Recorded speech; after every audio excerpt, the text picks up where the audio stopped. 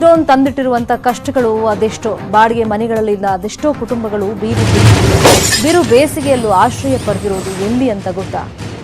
ಹೀಗೆ ಹುಡುಕ್ತಾ ಹೋದ್ರೆ ಸಾಕಷ್ಟು ಕಥೆಗಳು ಹೊರಗಡೆ ಬರ್ತಾ ಇರುತ್ತೆ. ಬಟ್ ಕೆಲವೊಂದು ನಮ್ಮ ಗಮನಕ್ಕೂ ಬಂದಿದ್ದನ್ನ ನಾವು ತೋರಿಸ್ತಾ ಇದ್ದೀವಿ. ಈ ಲಾಕ್ಡೌನ್ ಅನ್ನೋ ನರಕ ಯಾತನೆಯಲ್ಲಿ ಎಷ್ಟೋ ಜನ ಪಾಪ ಬೀದಿಗೆ ಬಿದ್ದುಬಿಟ್ಟಿದ್ದಾರೆ. ಬಾಡಿಗೆ ಮನೆಯಲ್ಲಿದ್ದವರು ಬಾಡಿಗೆ ಕಟ್ಟೋಕ್ಕಾಗದೆ ಈಗ ಬೀದಿಗೆ ಬಂದಿರೋದು. ಅಷ್ಟಕ್ಕವರು ಎಲ್ಲಿ ವಾಸ ಮಾಡ್ಕೊಂಡಿದ್ದಾರೆ, ಈಗ ಎಲ್ಲಿ ದಿನಗಳನ್ನ ದೂಡ್ತಾ ಇದ್ದಾರೆ. ದಿನನಿತ್ಯವೂ ನರಕ ಯಾತನೆ ಆದ್ರೂ ಕೂಡ ಇಲ್ಲೇ ಬದುಕನ್ನ ನಾವು ಕಟ್ಕೊಳ್ಬೇಕು ಅಂತ ಬಂದ್ಬಿಟ್ಟಿದ್ದಾರೆ. ಬೆಂಗಳೂರಿನ ರೈಲ್ವೆ ನಿಲ್ದಾಣದ ಬಳಿಯಲ್ಲಿ ಇಂಥದ್ದೊಂದು ದುಸ್ಥಿತಿ ಇದೆ. ಓಕಳಿಪುರಂ ಬಳಿಯ ಅಂಡರ್ ಬ್ರಿಡ್ಜ್ನಲ್ಲೇ ಇವರು ವಾಸ ಮಾಡ್ಕೊಂಡಿದ್ದಾರೆ. ಅದು ಹೇಳಿ ಕೇಳಿ ಈ ಬಿಸಿಲು ಟೈಮಲ್ಲಿ ಸಿಮೆಂಟ್ ಪೈಪ್ ಒಳಗಡೆ 5 ನಿಮಿಷ ಇರೋದೇ ದೊಡ್ಡ ವಿಷಯ. ತಡ್ಕೊಳಕ್ಕಾಗಲ್ಲ ಆ ಸೆಕೆನ, ಹೀಟನ್ನ. ಆದರೆ ಅಲ್ಲೇ ದಿನವನ್ನ ದೂಡುವಂತ ಪರಿಸ್ಥಿತಿ ಇದೆ 2 ಕುಟುಂಬಗಳಿಗೆ. ಮಹಿಳೆಯರು ಮಕ್ಕಳೊಂದಿಗೆ ಇಡೀ ಜೀವನ ಇಲ್ಲೇ ಕಳೀತಾ ಇದ್ದಾರೆ. ದಾನಿಗಳನ್ನು ನೀಡಿದ್ರೆ ಊಟ, ಇಲ್ಲ ಅಂದ್ರೆ ಹೊಟ್ಟೆಗೆ ತಣ್ಣೀರ್ ಬಟ್ಟೆನೆ ಗತಿಯಾಗ್ಬಿಟ್ಟಿದೆ ಪಾಪ ಇವರಿಗೆಲ್ಲ. ಲಾಕ್ಡೌನ್ಗಾಗಿ ಬಾಡಿಗೆ ಕಟ್ಟೋಕ್ಕಾಗದೆ ಈ ಕುಟುಂಬ ಬೀದಿಗೆ ಬಿದ್ದಿರೋದು. ಬಾಬು, ಕಿರಣ್ ಅಂತ 2 ಫ್ಯಾಮಿಲಿ ಅವರು. ಈಗ ಕಳೆದ 1 ತಿಂಗಳಿಂದ ಇದೇ ಆಧಾರ ಆಗಿದೆ. ಈ ಪೈಪ್ ಒಳಗಡೆನೆ ಅವರು ದಿನಗಳನ್ನ ದೂಡ್ತಾ ಇರೋದು. ಕೊರೋನಾ ಮಹಾಮಾರಿಗೆ ಇಡೀ ದೇಶವೇ ಲಾಕ್ಡೌನ್ ಆಗಿ 2 ತಿಂಗಳು ಕಳೀತಾ ಇದೆ. ಈ 2 ತಿಂಗಳಲ್ಲಿ ನಿಜವಾದ ಭಾರತದ ಪರಿಸ್ಥಿತಿ ಯಾವ ರೀತಿ ಇದೆ ಅನ್ನೋದು ಗೊತ್ತಾಗಬೇಕಾದ್ರೆ ಸ್ಲಮ್ಗಳಿಗೆ ಹೋಗ್ಬೇಕಾಗ್ತದೆ.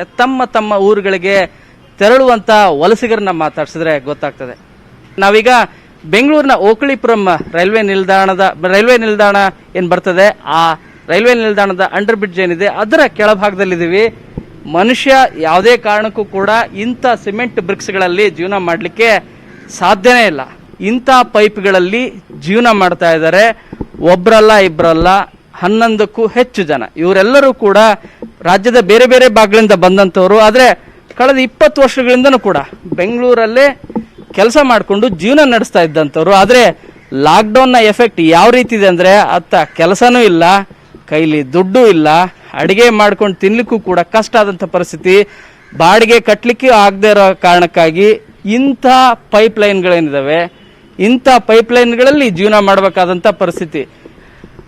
ಸರ್, ನೀವೆಲ್ಲ ಎಲ್ಲಿಯವರು, ಎಲ್ಲಿ ಏನ್ ಕೆಲಸ ಮಾಡ್ತಾ ಇದ್ರಿ, ಯಾಕೆ ಇಲ್ಲಿಗೆ ಬಂದ್ರಿ? ಸರ್, ನಾವೆಲ್ಲ ಕೆಲಸ ಮಾಡೋರು. ಕೆಲಸ ಮಾರ್ಕೆಟಿಗೆ ಗಾರಿ ಕೆಲಸ, ಅಡಿಗೆ ಕೆಲಸ ಇದೆಲ್ಲ ಕರೆದವರೆಲ್ಲ ನಾವು ಹೋಗ್ತಾ ಇದ್ದೀವಿ. ಮಾಡ್ಕೊಂಡು ನಮ್ಮ ಜೀವನ ನಾವು ಮಾಡ್ಕೊಂತಿದ್ದೀವಿ. ಎಲ್ಲಿ ಹೋಗ್ಲಿಕ್ಕೂ ಏನ್ ಮಾಡೋಕ್ಕೂ ಈಗಳ ಕೆಲಸ ಎಲ್ಲ ಹೋಗ್ತಾ ಇದ್ರು. ಏನ್ ಕೇಳಿದ್ರು ಆಧಾರ್ ಕಾರ್ಡ್ ತೋರಿಸು, ಇನ್ನು ಏನಾದ್ರು ಕೇಳಿದ್ರು ಆಧಾರ್ ಕಾರ್ಡು, ನಿನ್ನ ಪಟ ತೋರಿಸು ಅಂತ ಹೇಳ್ತಾರೆ. ನಮ್ಗೆ ಮನೆ ಮಠ ಏನಿಲ್ಲ, ಮನೆ ಮಠ ಎಲ್ಲ ಖಾಲಿ ಆಯ್ತು. ಇದು ಬಾಡಿಗೆ ಮನೆಯಲ್ಲಿ ಇದ್ದಿದ್ದೀವಿ. ಈಗ ಏನೂ ಇಲ್ಲ, ಬಂದಿದೆ, ಹೊರಗಡೆ ಬಿದ್ದಿದ್ದೀವಿ. ಸರ್, ಎಷ್ಟು ದಿನ ಆತ್ರಿ ಇಲ್ಲಿ ಬಂದು 2 ತಿಂಗಳ ಆತ ಬಂತು ಈ ಜಾಗದಲ್ಲಿ. ಹೆಣ್ಮಕ್ಳೆಲ್ಲ ಇದಾರೆ, ಇದು ಸುರಕ್ಷಿತನಾ? ನೀವು ಮನೆಯಲ್ಲಿ ಇದ್ದಂತವ್ರು ಏನ್ ಮಾಡ್ಲಿ ಸರ್? ಯಾರು ಕೊಡ್ತಾರೆ? ಯಾರು ಏನ್ ತಂದು ಕೊಡ್ತಾರ? ನೀವೇ ಹೇಳಿ, ಯಾರೇನೋ ತಂದ್ಕೊಡೋರು ಇದ್ದಾರ? ಕಷ್ಟ ಅಂತ ನಾವು ಹೇಳ್ಕೊಳ್ಬೇಕಷ್ಟೇ. ನಮ್ಮ ಕಷ್ಟ ನಾವು ಮಾತಾಡ್ಕೋಬೇಕಷ್ಟೇ. ಬೇರೆ ಯಾರು ಮಾತಾಡ್ಕೋತಾರ? ಹೇಳಿ, ನೀವೇ ಹೇಳಿ. ಯಾರು ಬರ್ತಾರ? ರಾಗಿ ಗಾಣ ಇದ್ದಾರೆ, ಅವ್ರವ್ರ ಬಾಡಿಗೆ ಅವ್ರು ಇರ್ತಾರೆ. ನಮ್ಮ ಕಾರಣ ಯಾರು ಬರ್ತಾರೆ? ಏನಮ್ಮ, ನೀವು ಏನ್ ಕೆಲಸ ಮಾಡ್ತಾ ಇದ್ರಿ? ಓಡ್ಲೆ ಕೆಲಸ ಮಾಡಿ ಸರ್, ಮಲಗೋ ಜಾಗ ಎಲ್ಲ ಓಡ್ಲೆ ಕೆಲಸ ಮಾಡ್ತಾ ಇದ್ವಿ. ಮುಚ್ಚಿಬಿಟ್ಟು ಇಲ್ಲಿ ಬಂದಿದ್ದೀನಿ ಸರ್. ನಮ್ಮ ಮಕ್ಳೆಲ್ಲ ಮರಿಲ್ಲ, ನಾನದೇ ಸರ್. ಯಾರ್ಯಾರು ಕೊಟ್ಟು ತಿನ್ಕೊಂಡು ಇವ್ರು ಯಾರ ಒಂದು ಊಟ ತಂದು ಕೊಡ್ತಾರ, ಟೀ ತಂದು ಕೊಡ್ತಾರ, ಅವ್ರ ಜೊತೆಗಿದ್ದೀನಿ ಸರ್. ಮೊದ್ಲೆಲ್ಲ ಎಲ್ಲಿದ್ರಿ ನೀವು? ಇಲ್ಲೇ ಸರ್, ಇಲ್ಲೇ ಇದ್ದೆ. ನಾವೆಲ್ಲ ಸೋತವ್ರು ನಮ್ಮ ಮನೇಲಿ.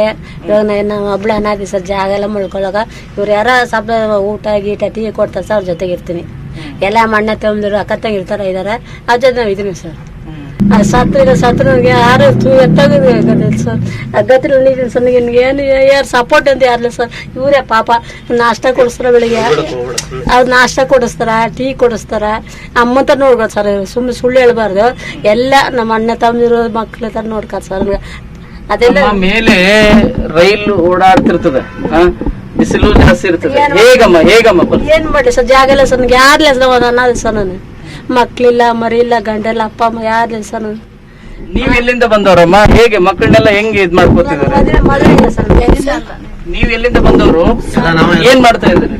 ನಾವು ಸಹ ಇಲ್ಲಿಗೆ ಇಲ್ಲೇ ಇದ್ದಿದ್. ನಾವು ಬೆಂಗಳೂರಲ್ಲೇ ಇದ್ದಿದ್ದು ಫಸ್ಟ್. ಊರಿಂದ ಬಂದು ಊರ್ ಬಿಟ್ಟು ಬಂದಿದ್ವು. ನಾವಿದು ಬಡಿವಾಳ ಬೊಮ್ಮನಹಳ್ಳಿ ಹತ್ರ ಇದ್ದಿದ್ವು. ಅಪ್ಪ ಅಮ್ಮ ತಿರೋದ್ರು. ಈಗ ನಮ್ಗೆ ಊಟಕ್ಕೆ ಕಾಸಿಲ್ಲ, ಟೀಗೆ ಒಂದು ಕಾಸಿಲ್ಲ.